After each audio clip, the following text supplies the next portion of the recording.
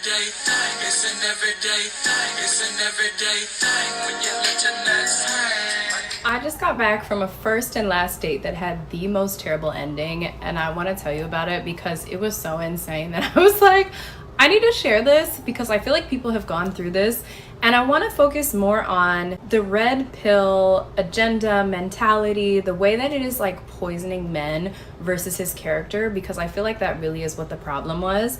This man, who I also have blocked on Instagram and phone number, and I didn't block him on TikTok because I was like, you know what? I'm not ashamed of how I feel. And I also feel like this could be a learning lesson for him if he's open to hearing it, and maybe he can see how wild his behavior was. I met him about a year ago at an event that we worked together. He had been pursuing me for a while, kept messaging me, asking me out, saying that he wanted to meet up. Finally, I was like, okay, sure. I perceived him to be younger than he was, so I was like, I don't think like age-wise he's necessarily someone I would go for, but he's super nice. The couple times we worked together, he was very nice. We laughed, whatever, like we got along. So I was like, let me give him a chance.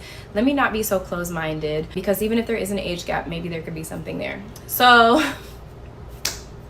mistakes were made. So he was like, okay, cool. I made a reservation at this place. I'll meet you there at this time. We'll get drinks. It's happy hour, whatever. Get some light bites, and then we'll see, like, maybe we'll go for a drink somewhere else or whatever. And I was like, cool. We meet up. I want to say like 2 hours passed of us, we ordered tapas. I was having like a little sangria. He was having his drink. We're having a great time. We're having great conversation. There were definitely some flags that were raised.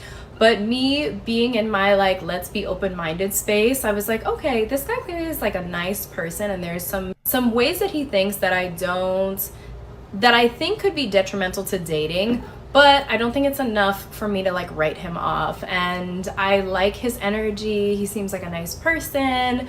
I like some of the ways that he views the world in a very positive sense. But one thing he did say was, I don't get into conversations about religion or politics because I feel like that's iffy. And I was like, that usually means secret MAGA or secretly conservative or secretly oppressive towards women. And every woman knows this when it comes to being on Hinge or Bumble. If a guy says not political, he's probably has beliefs that are oppressive towards you or towards, a marginalized group of people.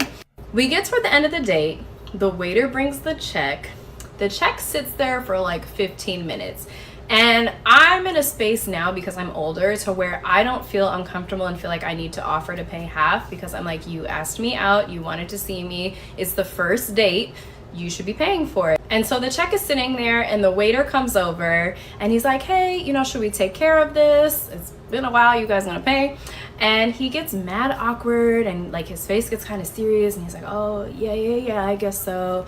And he goes into his pocket slowly. The waiter walks away, and then he's like, so just to be transparent, this wasn't a date necessarily. And I was like, okay. And he goes, yeah, I mean, I could pay for it, but if you want to split it, we could do that. And I was like, okay. And then he's like, but so let me ask you, what's going on with your dating life? What's your dating life been like? And I was like, well, I haven't been on a date since February. It is now July, because I've been working on myself. I've been healing, and I'm being very intentional and very specific about what I'm looking for. So I'm not, my stage of having fun and just going out just to go out is behind me. And so that's kind of where I'm at, and I haven't really been dating anybody. And he was like, okay, cool. And I was like, how's dating been going for you? And he goes, yeah, well, I'm starting a new job soon. I'm not really in a place to get into anything serious. I'm not really looking for a relationship. I'm not necessarily looking for a one-night stand, but I'm looking for kind of that middle spot. And I was like, okay.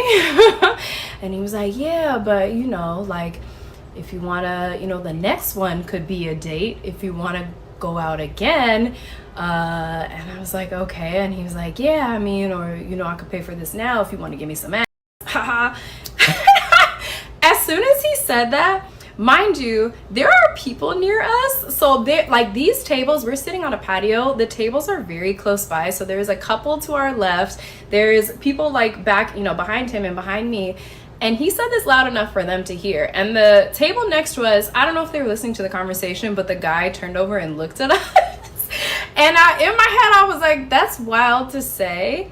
And that's wild to say in front of other people in like mixed company in a public space. Like literally, I will pay for this meal if you'll sleep with me. Not even trying to hide the fact that this is a transactional thing for him. And I feel like this is a thing that I have come across a couple times before, or at least one time really seriously before, where men are being coached into hiding their red pill mentality and revealing it at a moment where you're kind of a little bit invested already, just to test you and see how you react. Because I had something similar happen back in, I want to say like March, where I was talking to a guy. We met, we were talking, laughing, whatever. We had a great time. I want to say like an hour into talking. We weren't on a date. We met in like a public space. And then when we exchanged numbers and we talked on the phone later on that night, that's when he showed his red pill mentality and was just did a complete 180 to where I was like, I don't even recognize the person that I'm talking to right now. And we just met. And who you're showing me is literally Dr. Jekyll and Mr. Hyde. Like, who is this other person? I've definitely come across dating coaches where they talk about staying on top of what the red pill atmosphere is talking about and the tips and tricks and the methods they're teaching them. And I don't really want to subject myself to that because it's just going to make me angry. And I don't want to be resentful towards men more than I already am, because I know there are good men out there. So I don't want that to warp my view of men in general. But it is important to stay on top of these things and to be aware of them, because I feel like that's what was happening. It very much seemed like something he had been like coached into doing versus something necessarily that he was doing because he genuinely believed that it was the right thing to do. Maybe he did, I could be wrong, but because it's been a pattern that I'm seeing where men are showing like their really good side, and it's kind of like, it seems like they're coaching them into do all the things that women want, ask her out, make the reservations, and then flip the switch on her and see how she responds. Like, if you want her to pay or if you want her to put out, then like see how she responds to that. So that didn't work on me because I am in a very different space than where I was 10 years ago. I think with age comes wisdom. And so I basically left. I was like, hey, I need to go to the restroom. And I went to the restroom and I actually asked the waitress inside, I was like, do y'all have a back exit? Because I'm on a really terrible date. And she was like, no, I'm so sorry. And I was like, it's fine. So I went out the front door. We were on the patio area out in front of the restaurant. I went out the front door and I booked it. And I walked off because while I was I actually did go to the restroom. While I was in there, I was like, in situations like this, you question yourself and you're like, okay, am I overreacting? Am I reacting too strongly? Is this not that big of a deal? And the more I sat in it, the more I was like, no, this is disrespectful. This is not okay. This is terrible treatment. This is like, he's objectifying me and treating me like I'm less than, and not like I'm not worthy of $100 bill for dinner, and like that's not okay. So I should leave, and I shouldn't feel guilty about that, and I also don't owe him anything. So I left. I walked off. I actually walked on a grate as I was leaving, and it was very loud, so I was like, I don't know if he saw. I basically just didn't even look and like kept it moving, and I feel zero guilt about that, and I actually feel really good. I wanted to share this to spread awareness, to share just how ridiculous it is, because it's been less than an hour and I'm already like, this is just funny. Like, I'm gonna laugh at this. I'm gonna tell my friends about it and be like, can you believe that this happened? But it's also something to be aware of. There are genuinely good people out there and there are genuinely good men, but a lot of them have fallen into this toxic environment online that is coaching them into doing these things and misleading women and tricking women. So just be aware of it. Not be afraid to walk out on the date. Whether or not he knows you're walking out, walk out secretly or walk out in front of his face. Like, you owe him nothing. You deserve to be treated well. What it do, everyday people, man? It's your boy PJ. We back. We lit. Thank y'all for tuning in. Make sure you subscribe to all the channels. Hit the like button. Check out the video, my other channels in the description of the video, man. You know, Everyday PJ Politics. We got Dating in My City, and we got Late Night Stories with PJ. All right. Hey, all right. So here we go. Let me just say this. I don't like when women say, he was like, what's your dating life? She's like, I've been healing. Like her last relationship was tumultuous, you know, just like it put her through there. It took her through there. Okay. All right, so she's a beautiful lady. If that's what she wore on a date, I mean, okay. But just the healing thing is killing me, because it's like, could you say like you're just focusing on yourself rather than just healing? Because like healing seems like there's, are you done healing, or you? I don't think, because if she was healing, I don't think she's done healing, because she starts attacking red pill guys. Now, I myself personally am not a red pill guy. Now, I do say some bullshit, but that's all in fun and games. Sometimes I will tell y'all something, and I do the totally opposite. I promise you. Trust me, I do the totally opposite on certain things. Like if I say something wild, and you believe it, that's on you to believe. I'm not gonna tell you what to believe and what not to believe, but somewhere in there is some truth to what I say.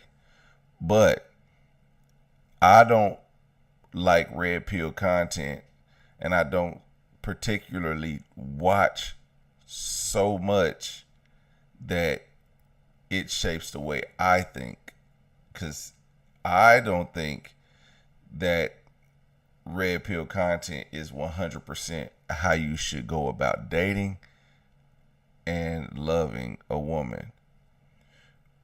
Although there are things about red pill content that make sense when it comes to being a masculine man, being a leader.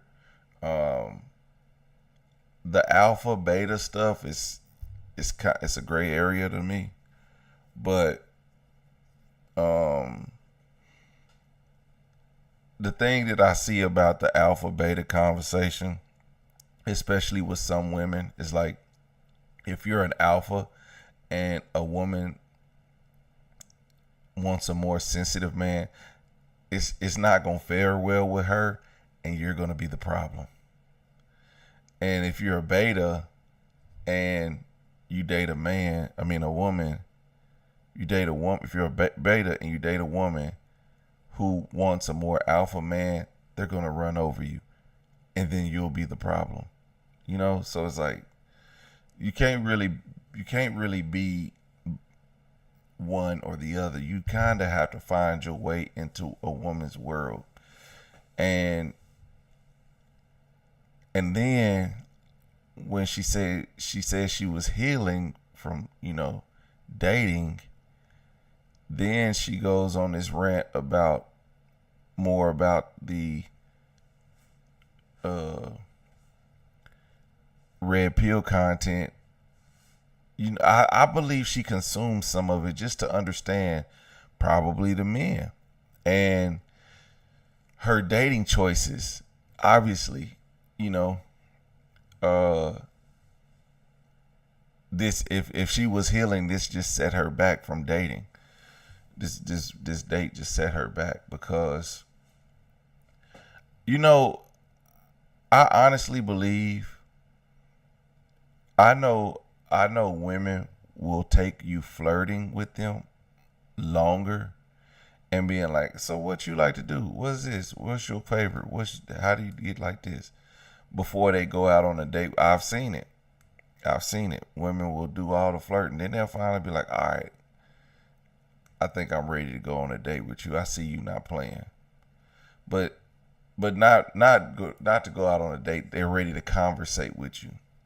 Now, unless you meet a girl in person, if you meet a woman in person and she, you know, you ask her on a date or ask for her number, she'll give you the number. She'll want to get to know you or something like that, and you'll kind of get to understand them. If you really want to know if the guy you're talking to is into red pill content or what kind of content they're consuming, just tell them to read off your last 5 videos that you watched on YouTube. You know what I mean?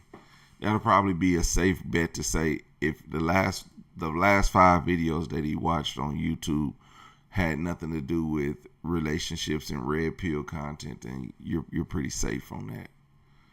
But even if it's just one, there's one creator that I really respect and I really watch, but when he gets on his red pill stuff, I don't really partake into that, and I don't like it. I just scroll. I don't dislike it. I just scroll. It's because it's not my content. It's not something I buy into, you know.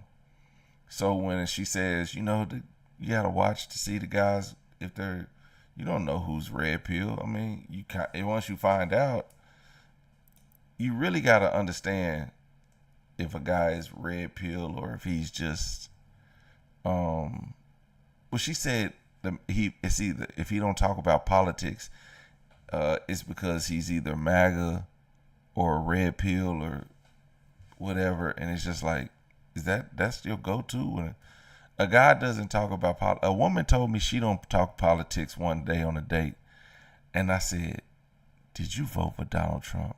And she said, "Unfortunately, yes." I was like, "See, I still hit though. I don't care." Like I was saying, MAGA, MAGA, MAGA. Looking at.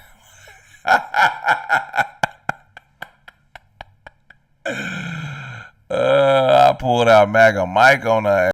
You hear me? Hey. But hey.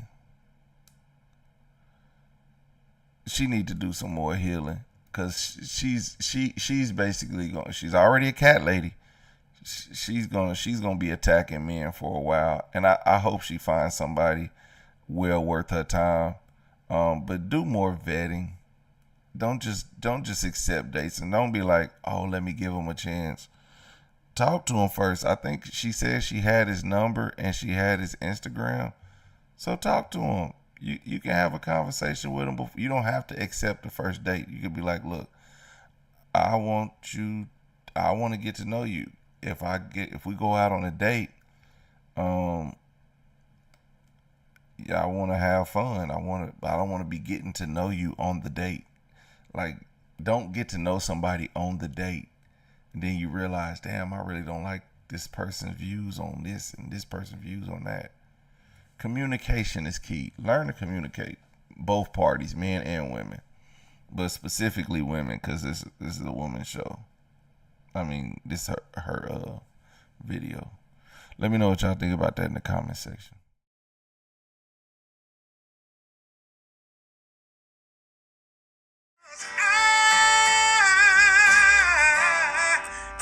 Everyday people. Day and night. For some women, it can start working in as quick as 1 week.